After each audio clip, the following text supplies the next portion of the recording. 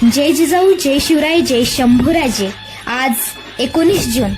आज बरेच status videos पाहण्यात आल्या शिवदिन विशेषवरून की मोहम्मद कुली खान उर्फ नेताजी पालकर यांची विधिवत शुद्धीकरण करण्यात आलं।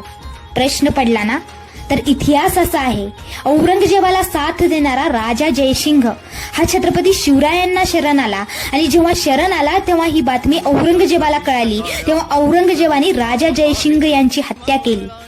जेव्हा छत्रपती शिवराय आग्र्याच्या तुरुंगात कैद होते तेव्हा शिवराय औरंगजेबाला नेताजी पालकर यांना आग्र्याच्या किल्ल्यात भेटण्याची अनुमती मागितली व नेताजी पालकरवर शिवराय यांच्यात गुप्त संवाद झाला।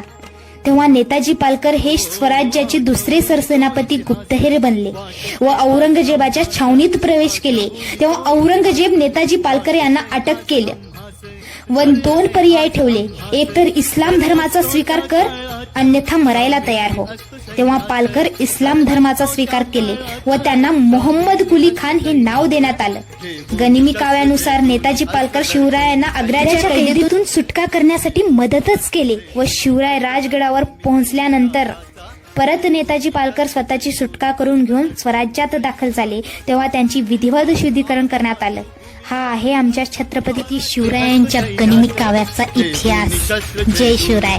लढतो मी सैन्य राजाचा, मावळा शिवबाचा, मी मावळा शिवबाचा, मावळा शिवबाचा, मी मावळा शिवबाचा, मावळा